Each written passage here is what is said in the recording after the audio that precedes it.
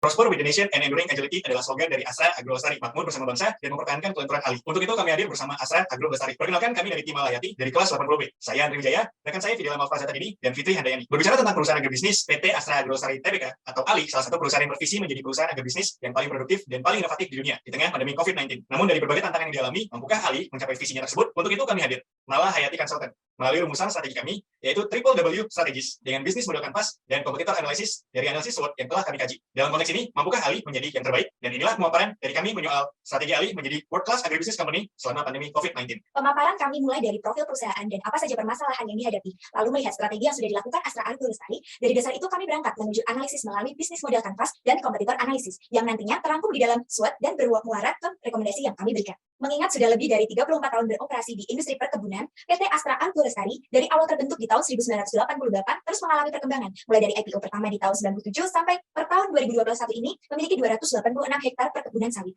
Perkembangan ini semakin menuju capaian visi ALI, yaitu menjadi perusahaan agribisnis yang paling produktif dan paling inovatif di dunia.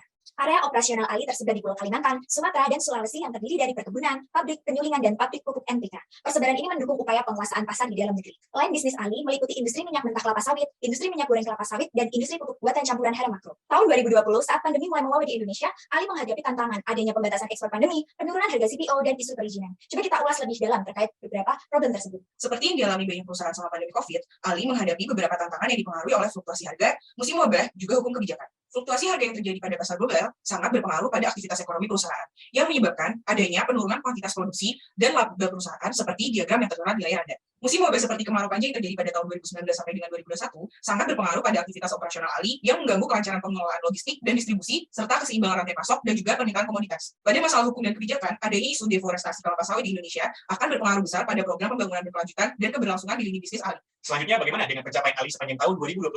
Dari berbagai pencapaian positif yang dapat Anda lihat di layar Anda, kami telah mengidentifikasi bahwa ALI mampu dan berhasil meningkatkan harga CPO, pendapatan bersihnya, laba bruto, hingga laba entitas induknya. Namun, hal itu berdampak terhadap kinerja keuangan ALI yang ditunjukkan melalui indikator BPP yang meningkat sebesar 23%. Artinya, kinerja keuangan di tahun 2021 telah melebihi rencana anggaran yang direncanakan untuk tahun berjalan, terutama dalam hal operasional akibat masa sulit pandemi. Akan tetapi, target-target operasional ALI pun tidak seluruhnya bisa direalisasikan. Jika demikian, mari kita tinjau lebih lanjut terkait strategi apa saja yang dilakukan ALI sepanjang masa sulitnya dan bagaimana performa ALI dalam milestone ini. Dari berbagai sumber dan laporan tahunan ALI, kami menemukan beberapa strategi. Ini dapat kami bagi menjadi 3 hal. Pertama, strategi dukungan makroekonomi, bahwa terjadi peningkatan PDB sebesar 3,7%, sehingga inflasi dan nilai tukar rupiah menjadi stabil bagi keberlangsungan ALI sepanjang tahun terkait. Kedua, strategi enduring agility yang fokus terhadap kelenturan ALI dan lebih siap menghadapi kondisi lebih buruk maupun lebih cepat menangkap peluang di tahun terkait. Dan ketiga, strategi elevating resilience yang fokus terhadap ketahanan ALI di sepanjang tahun 2021 hingga tahun 2022. Lalu, mari kita lihat dengan lebih details dari beberapa strategi ALI sehingga kita bisa tahu kelebihan dan kekurangan berbagai strategi tersebut. Sesuai diagram di layar Anda, kami pun berhasil menyimpulkan bahwa ALI fokus terhadap penerapan protokol kesehatan, pengembangan benih unggul, strategi otomasi dan mekanisasi, pengembangan IT, kerjasama pembelian CPO XML, hingga operasi industri hilir. Lalu pertanyaannya, adakah indikator atau output atau juga keluaran dari berbagai rumusan strategi ALI ini? Selanjutnya, mari kita lihat dengan lebih seksama. Indikator kesuksesan atau output dari strategi ALI ini telah kami simpulkan ke dalam 6 hal.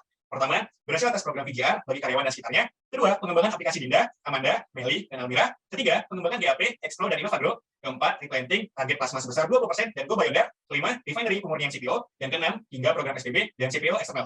Jadi, analisis kami sampai terhadap satu titik bahwa apakah dari indikator kesuksesan tadi, ALI berhasil mencapai target operasionalnya yang sesuai tabel di layar Anda?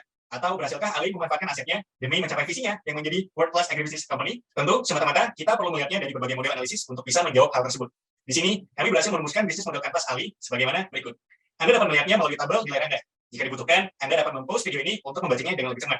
Selanjutnya, mari kita lihat apa yang menjadi kesimpulan dari bisnis model kanvas ALI ini. Dari berbagai sumber informasi dan analisis, kami pun berhasil menyimpulkan bahwa existing bisnis model ALI ini membutuhkan biaya operasional yang cukup tinggi. Ternyata, ALI masih sulit memperoleh profit yang tinggi dari biaya operasional yang tinggi tersebut.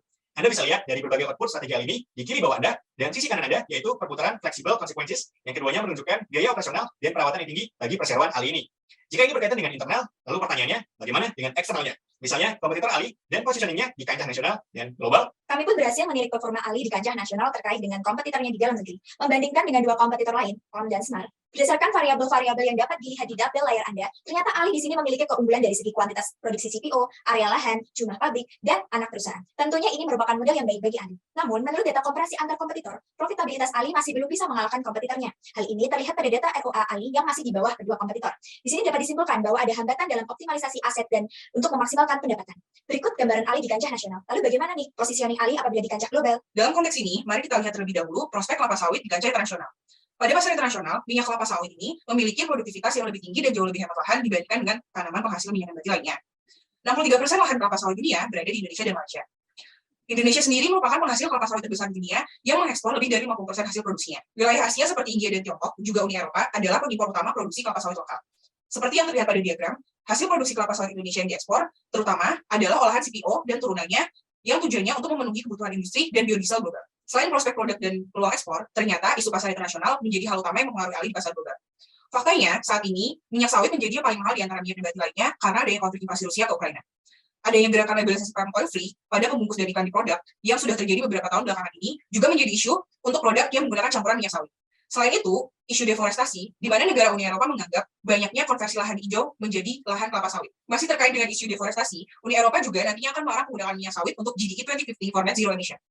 Hutan Indonesia yang selalu menjadi spotlight, terutama perihal penggunaan lahan sawit, akan berpengaruh kepada kebijakan Uni Eropa yang melacak rantai pasok hasil pemanfaatan hutan dari hulu ke hilir. Menggunakan dasar dari kondisi di internal, nasional, dan internasional, kami merumuskan beberapa saran melalui metode SWOT yang dapat dilihat di layar Anda. Dari segi kekuatan dan kesempatan, kami menyarankan untuk melakukan peningkatan profitabilitas melalui program digitalisasi, serta meningkatkan standar produk CPO yang sesuai syarat negara tujuan ekspor. Lalu dari segi kelemahan dan kesempatan, kami menyarankan untuk mengembangkan riset teknologi pertanian untuk meningkatkan produktivitas lahan dan meningkatkan pengelolaan produk-produk hilir. Lalu untuk menghadapi ancaman isu lingkungan, perlu adanya peningkatan branding terhadap program-program tanggung jawab sosial yang sudah dilakukan. Dari segi kelemahan dan ancaman isu lingkungan, kami menyarankan Ali berkomitmen untuk tidak membuka lahan baru. Harapannya, rekomendasi ini dapat meningkatkan ROA perusahaan. Jadi, dari berbagai analisis yang telah kami urai berdasarkan permasalahan yang dialami oleh Ali, seperti fluktuasi harga, musim dan wabah, serta hukum dan kebijakan, maka kami merekomendasikan suatu strategi yang bernama Triple W Strategies yang melingkupi CPR, LG, dan SDG. Melalui bisnis model canvas dan kompetitor analisis dari analisis SWOT yang telah kami kaji sebelumnya. Strategi ini melingkupi, pertama, winning internal, yaitu efisiensi biaya operasional melalui CPR atau komite, partnership, dan replanting. Kedua, winning nasional, yaitu produktivitas aset melalui LG atau pemanfaatan land atau area kebun dan digitalisasi. Ketiga, winning internasional, yaitu melalui SDG atau Sustainability, Development, dan Goals. Kami yakin dan percaya, strategi ini dapat diterapkan oleh Ali sebagai rekomendasi dalam strategi Ali menjadi world-class agribusiness company selama pandemi COVID-19.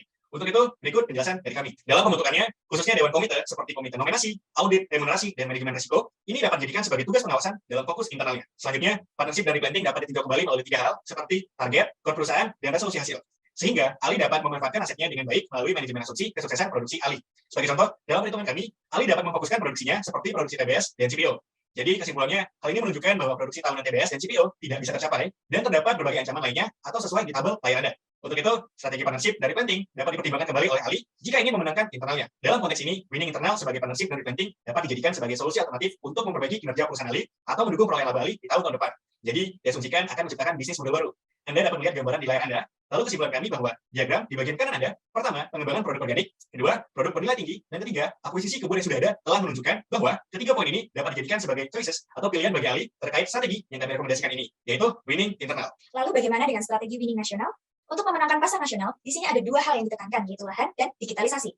Aset berupa lahan yang secara kuantitas sudah dimenangkan oleh Ali disinergikan dengan program digitalisasi milik Ali yang sedang dikembangkan. Kami yakin ini dapat meningkatkan produktivitas lahan. Digitalisasi yang telah dimulai Ali sejak tahun 2018 ini menunjukkan beberapa tren positif. Terlebih pada saat pandemi, program ini sangat membantu dalam bidang operasional, di mana tetap bisa dikerjakan dan dipantau dari jarak jauh. Dari data tahun 2020 sampai 2021, Ali mengalami kenaikan ROA, sehingga inilah alasan kenapa program ini harus terus dikembangkan dan ditingkatkan. Untuk memenangkan pasar internasional, Ali mengacu pada kategori dan indikator Sustainable Development Goal yang beberapa sudah terverifikasi secara internasional, terutama di bidang kesehatan, ekonomi, pendidikan, dan lingkungan yang menjadi langkah strategis untuk program berkelanjutan global. Jadi, dari 3 strategi yang kami paparkan, maka kami sampai pada beberapa rekomendasi. Pertama, Ali harus menguatkan tim komite dan manajemen sebagai antisipasi untuk menghadapi fluktuasi harga yang dipengaruhi oleh keadaan global.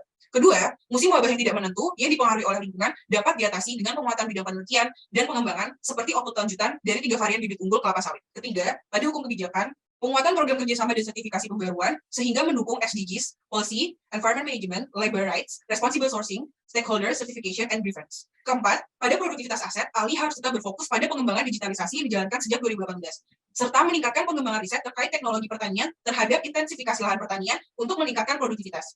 Kelima, pada green sustainability, perlu adanya peningkatan aspek tanggung jawab kepada keberlangsungan lingkungan melalui SDGs program sebagai indikator dan target-target untuk mendukung pencapaian kerangka kerja keberlanjutan global. Melalui optimalisasi pre-wedding strategis yang sudah berjalan dengan konsiderasi problem seperti fluktuasi harga, musim dan wabah, hukum dan kebijakan, serta produktivitas aset, dan terutama green sustainability, kami percaya pertimbangan dan berbagai analisis dari kami ini dapat menjadi opportunities bagi Ali.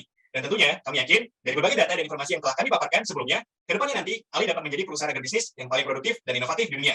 Sekian pemaparan dari kami, dan terima kasih.